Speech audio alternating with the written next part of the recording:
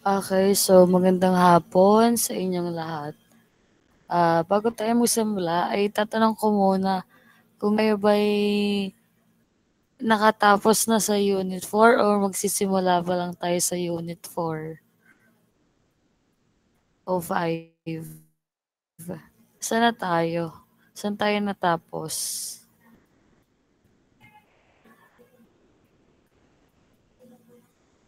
Anong pinagawa ko sa inyo noong nakaraan? Tapos na ba tayo sa review? Magsisimula pa lang. Sige. So, ito ay mabilis lamang at maikli lamang. So i-present ko na nang tayo makatapos agad. Tapos ay mag-groupings na tayo para sa inyong research.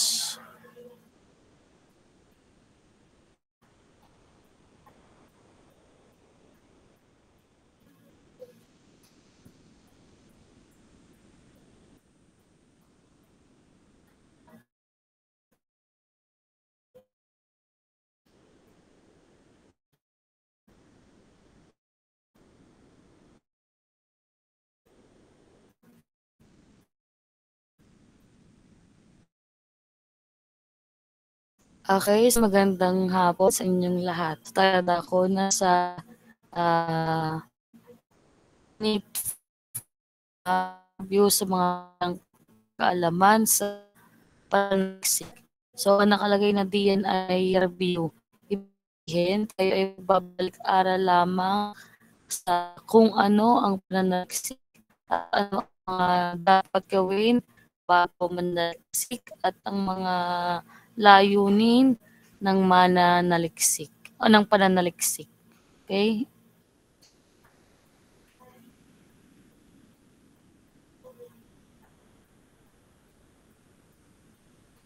Okay, so mga layunin na dapat makamit.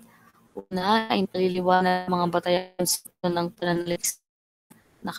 Dalawa, nakakabuo ng makabuluhang paksa pananaliksik at ibibigay ng kaligiran nito. Ikatlo ay natutukoy ang kahalagahan ng pananaliksik sa edukasyon, pamahalaan, siyensya, pamilya at lipunan.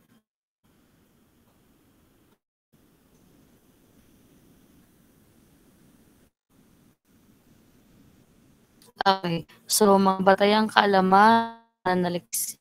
So ano ang kahulugan ng pananaliksik ayon kay Clark? Basa ako ng aking lalamunan ay medyo maganda ang lagay.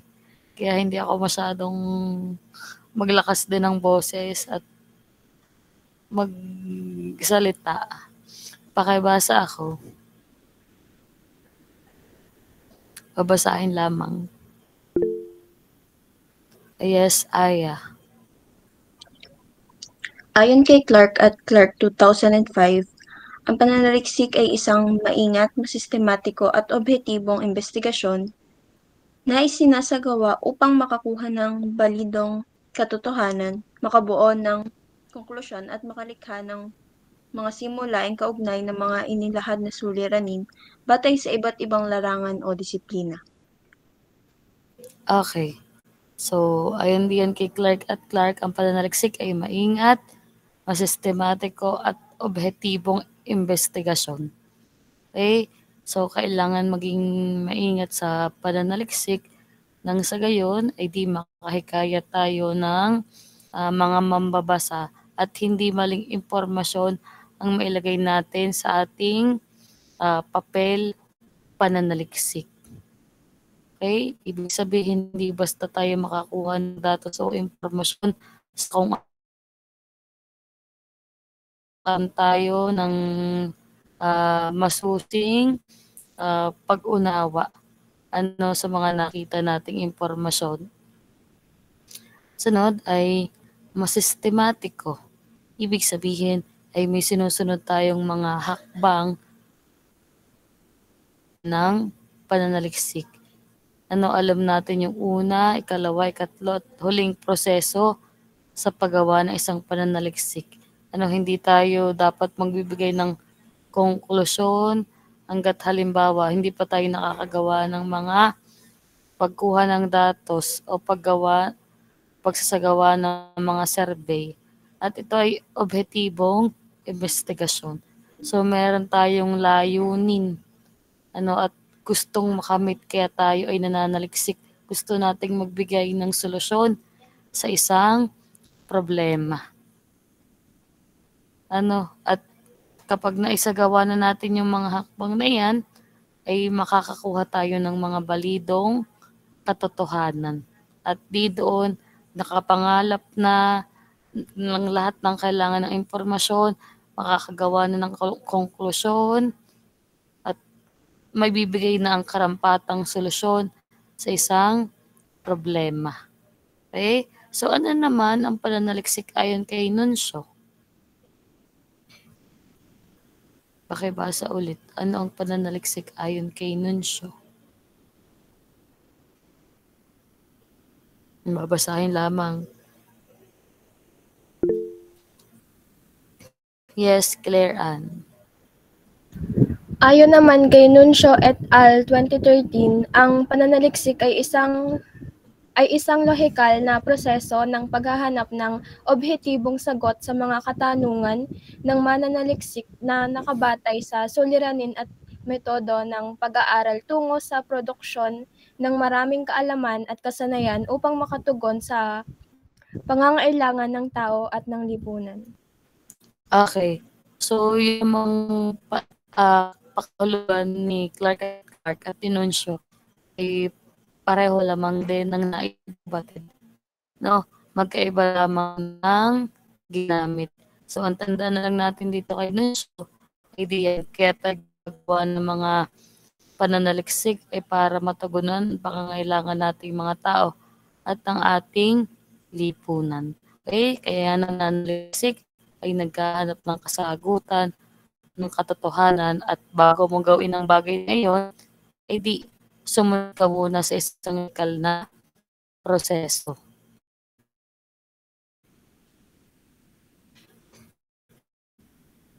Ayan. Ito na ang huli kay Aquino. So, ang pananaliksik ay sistematikong paghahanap sa mahahalagang impormasyon hinggil sa isang tiyak na paksa o suliranin. So, si Aquino ay madaling kausap. Madaling kausap, kaunti lang ang kanyang sinabi tungkol sa pananaliksik. Okay? So, may gusto kang malaman na impormasyon, di ikaw ay maghahanap. Maghahanap ka ng impormasyon tungkol dito. May isang paksa na hindi maliwanag sa iyo, hanapin mo anong impormasyon na makakatulong sa iyo para matutunan ang isang paksang hindi mo maintindihan. Okay? So, yun ay mababaw na kahulugan ng pananaliksik. Yun ang kalimitang ginagawa ng karamihan. Kaya lang, iba itong pananaliksik na tinutukoy natin. Sistematiko. Okay? So, sunod, ang pagkalap ng mga impormasyon sa pananaliksik ay sistematiko. So, alam natin kung bakit sistematiko. Ano ibig sabihin? May mga hakbang o proseso tayong isinasagawa bago makapamili, bago makapangalap ng impormasyon. Okay? Susunod, matalino. Sa inyong palagay, bakit kailangan nating maging matalino kapag tayo naghahanap ng impormasyong ilalagay natin sa ating papel pananaliksik? Bakit kailangan maging matalino?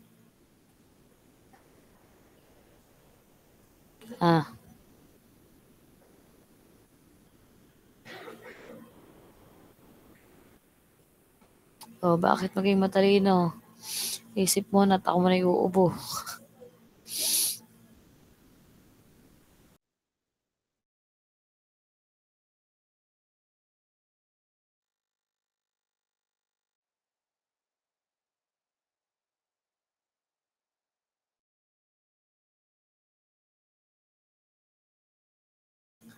Naisip na.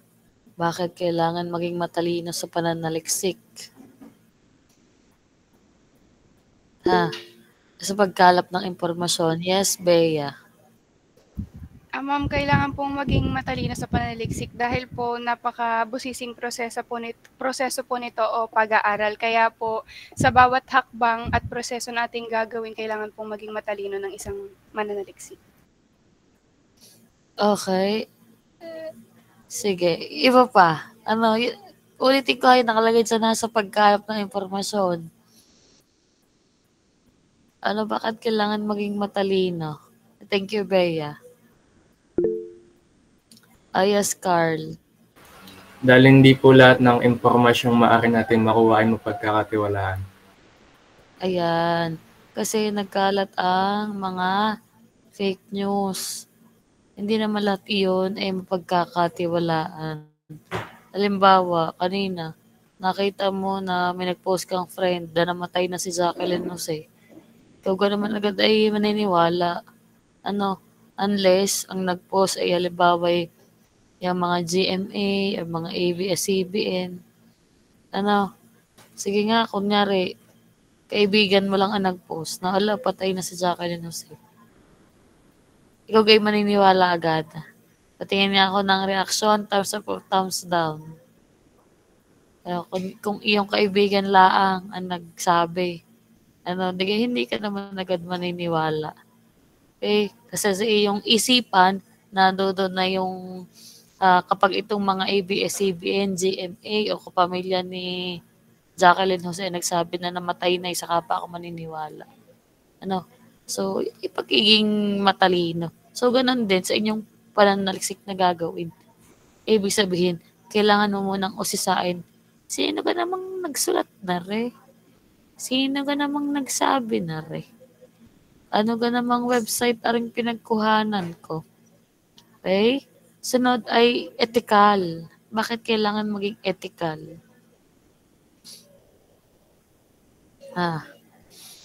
Pagkalap ng impormasyon sa pananaliksik ay ethical.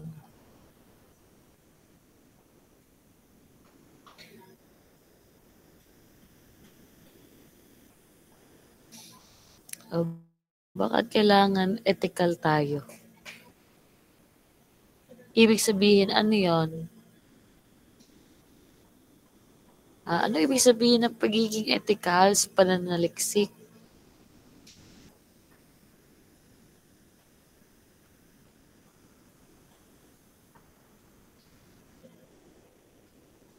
Nasaan ang aking mga kausap na wala na? Anong inyong ideya sa pagiging ethical?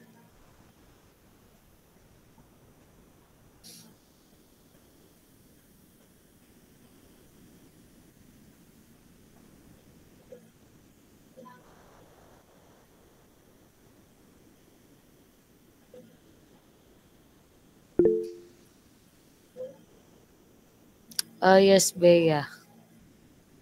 Maging tapat po at tuwid sa paghanap ng mga impormasyon at iwasan ang plagiarismo. Bea, sorry.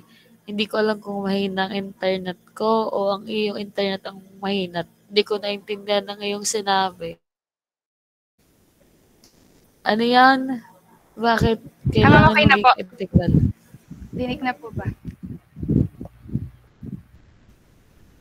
Ako kay Chappy. Chappy ka ang aking sinasabi. Ayan, Chappy na. Naglo-loading na.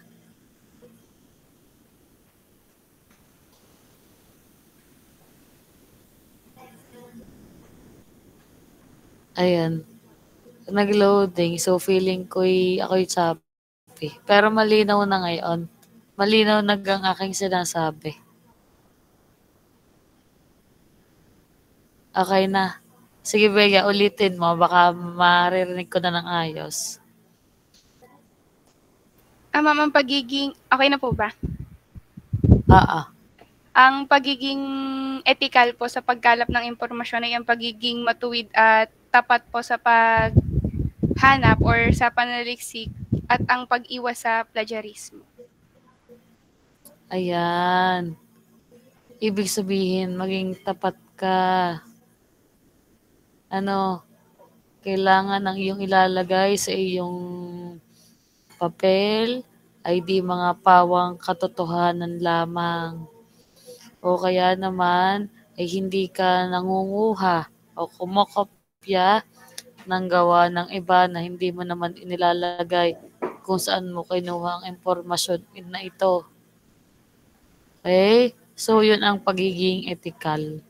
Kasi minsan yung iba, halimbawa sa ating gagawing pananaliksik, kulang ang resources.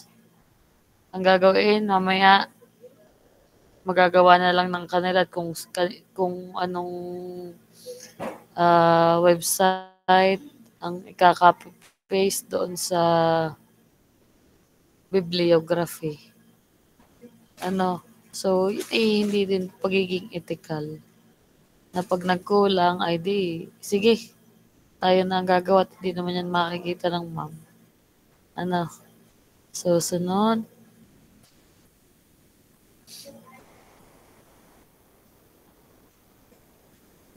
Yan, so, layunin ng pananaliksik. So, ano yung mga dahilan kung bakit merong pananaliksik? So, yan ay basahin niyo muna isa-isa. Pagkatapos ay tatawag ako ng magbabahagi o magpapaliwanag. Aray, metodo ha. Metodo. Madami ditong typo. So, ang pangunahing layunin ng pananaliksik ay preserbasyon at pagbubuti ng kalidad ng pamumuhay ng tao. So, basahin niyo sa isa, tapos ako tatawag mamaya ng magpapaliwanag. O kung may nagbabolunteer, ay di, mas maigi.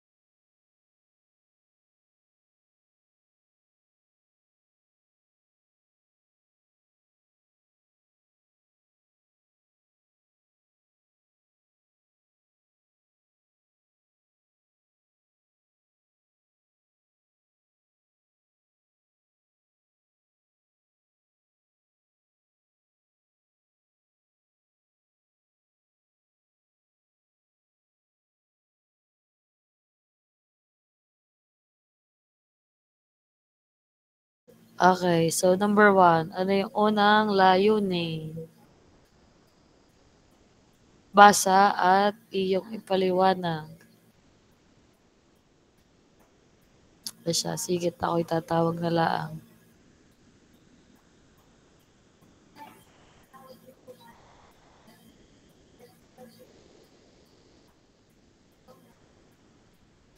Naku, hindi pa mag-open ang pangalan.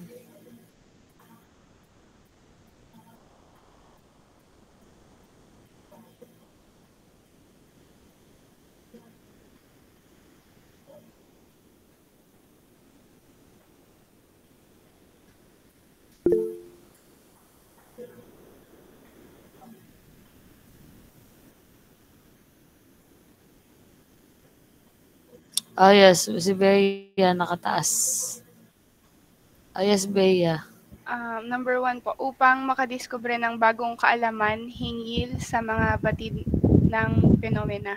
So dahil po sa paglipas ng panahon ay may iba't ibang mga pangyayari na nangyayari sa ating lipunan. So hindi po maiiwasan na may mga bagong pananaliksik o kaalaman na dapat nating tuklasin. Kaya po isa ang pagdiskubre sa bagong kaalaman.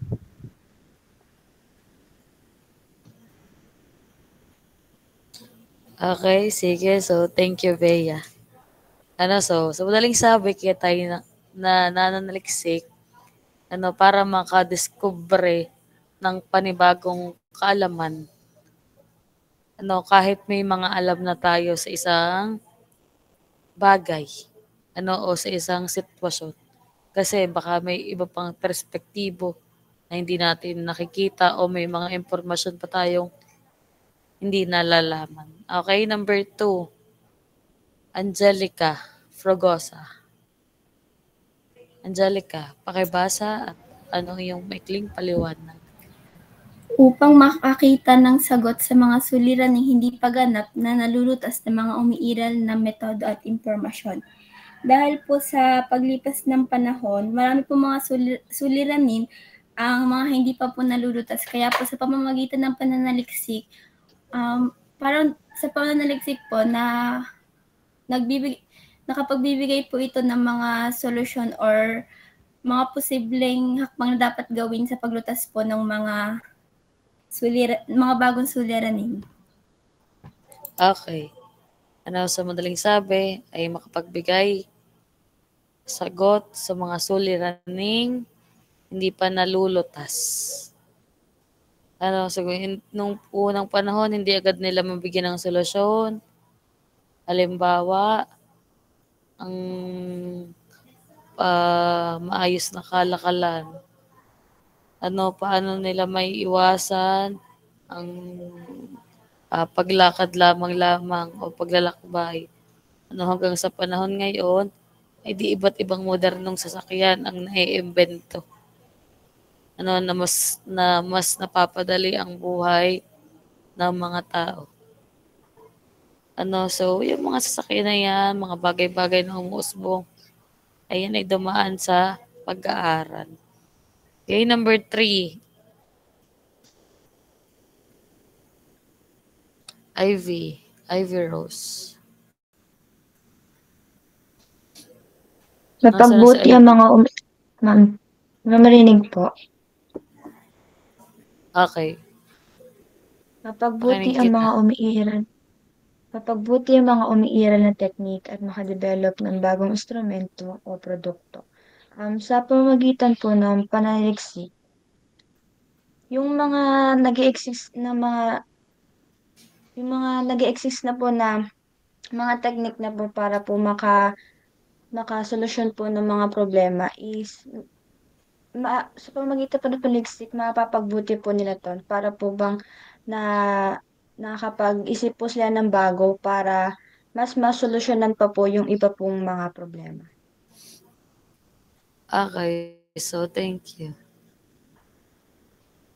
So yan. So sa pamamagitan ng mga pananaliksik, di tayo nga naman ay nakaka-develop pa ng bagong instrumento o produkto. Ano, so are, pag samasamahin mo ang mga ingredients na are, at nang makaputi ito sa mga kayumanggi ang balat. Ano, so yun ay sa pamamagitan. Subukan natin kung ito itatalab nga. Okay? So paano pang paraan tayo halimbawa makakabenta ng ating mga produkto? Ano? Paano ito papatok? Yun ay sa pamamagitan din ng pananaliksik. Pag-aaral sa mga tao. Ano, so yung mga yung mga nakikita natin halimbawa ng mga makinarya o paraan o mga teknik para mapalago pa ang halimbawa isang hanap buhay, yan ay dumaan sa mga pananaliksik. Okay? Sunod ay number 4, Jane Irene. Ay sige, si Janlyn. Si Janlyn. Janlyn. 4. Makatuklas ng hindi pa nakikilalang substance at elements. So, sa pamamagitan po ng pananaliksik, nakasaad dito na pwede tayong makatuklas ng mga hindi pa nakikilalang substance at elements na maaaring makatulong po sa atin upang makapagpagawa ng lunas sa iba't ibang sakit. Like, halimbawa po sa cancer, di ba po wala pa po tayong nakikitang gamot ngayon na makaka-cure sa cancer. So, sa pamamagitan po ng pananaliksik, pwede po tayong makahanap ng mga substance na maaari pong maging lunas ng sakit po. Okay. Ano, so tayo nakakatuklas ng iba't ibang bagay na nakakatulong naman nga sa ating mga tao. Halimbawa, kapag may sakit, di ka ang kanser, wala na daw gamot. Malay mo mamaya bukas matuklasan na ano, kung ano ang gamot diyan. Paano halimbawa din maiiwasan iyan. So halimbawa ano pa yung mga bagong umusbong na planeta, anong nangyayari sa kalawakan, bakit nawala ang Pluto, yan ay mga masasagot sa pamamagitan ng pananaliksik. So number 5, Elaine. Elaine, number 5.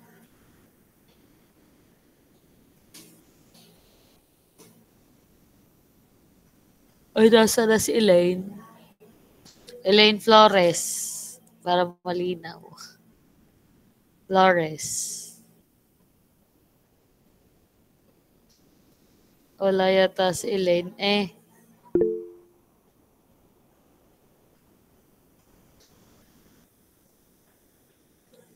Bakit? Ano nangyari? Bakit nasa in-call messages ang iyong sagot?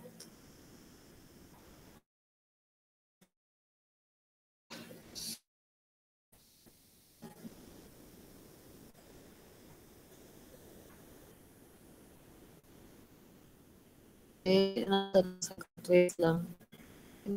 Hindi nalabas sa aking screen. Kung maaari pong makatuklas mayroon din namang mas palalim ang kaalaman ukol sa mga na-discover ng bagay. Okay. So, yun nga, pagpapalalim ng kaalaman tungkol sa iyo pang nakita o na-discovering bagay. Higit na nauunawa ng kalikasan ng dati ng substance at mga elemento o elements na discover. So, ibig sabihin, kung nakita kang bato diyan, ikaw mo na may kakaiba, nga ngayon pa lamang ito nakita sa tanang iyong buhay, na may kilala kang eksperto, ka naman eksperto na noon sa iyo, na nga, bago nga ito, ay diin ipag-aaralan. At baka yun mamaya ang sagot sa mga, yun ang luna sa limbawa sa mga sakit na malala. Okay?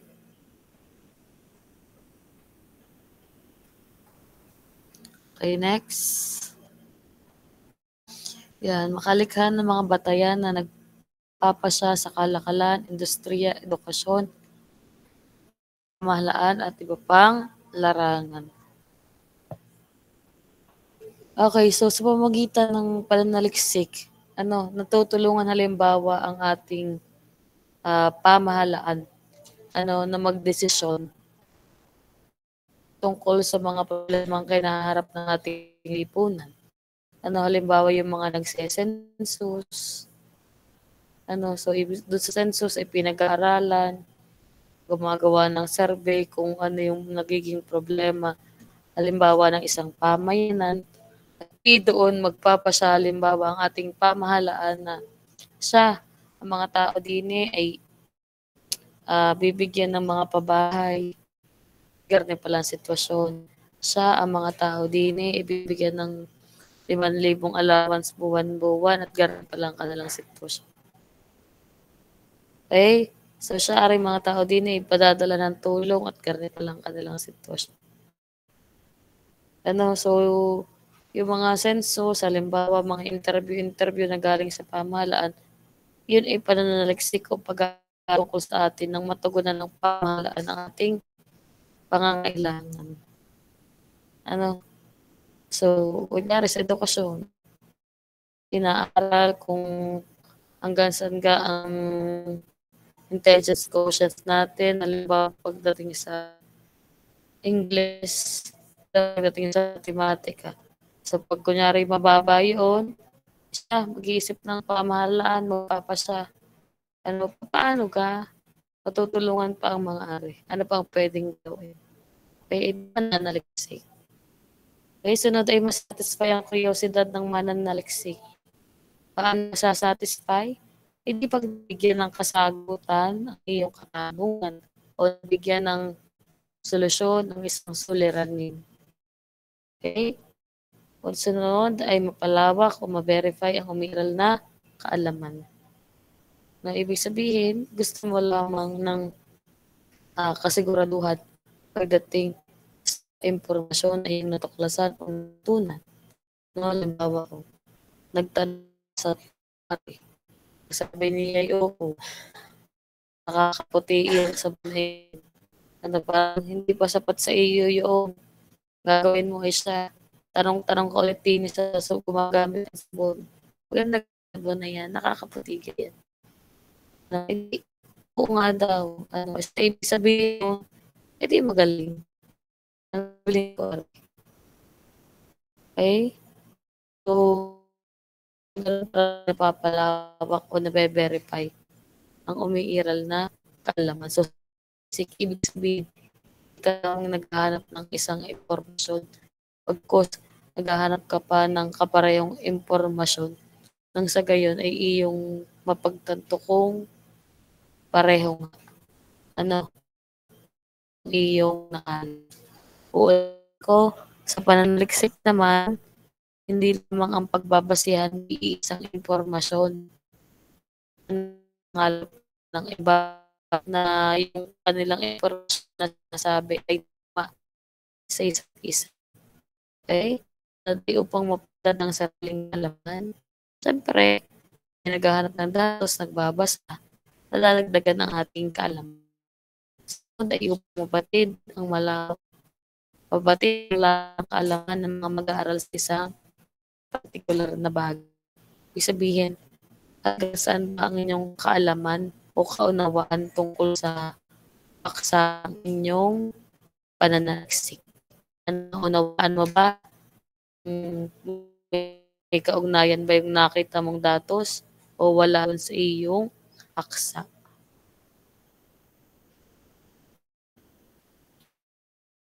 Yan, so katangian pananaliksik. Ito systematic, kontrolado at empirical. So, systematic kasi gumagawa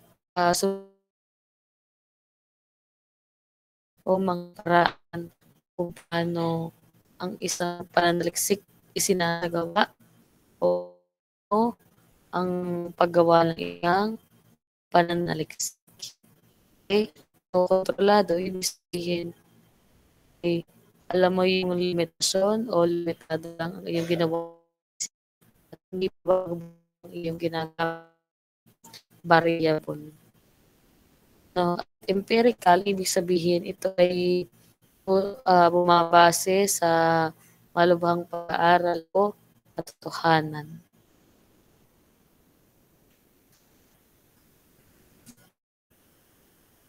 Ayan, sa mga kasanayan sa pananaliksik. So, pakibasa ako sa pagpili ng paksa. Babasahin lang.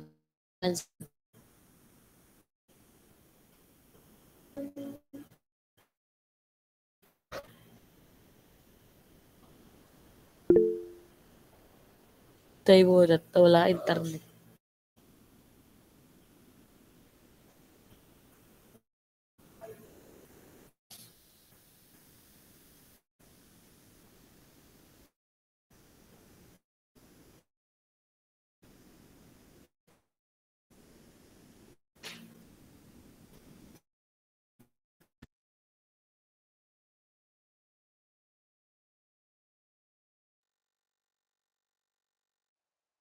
Ang internet ay mawala talaga eh.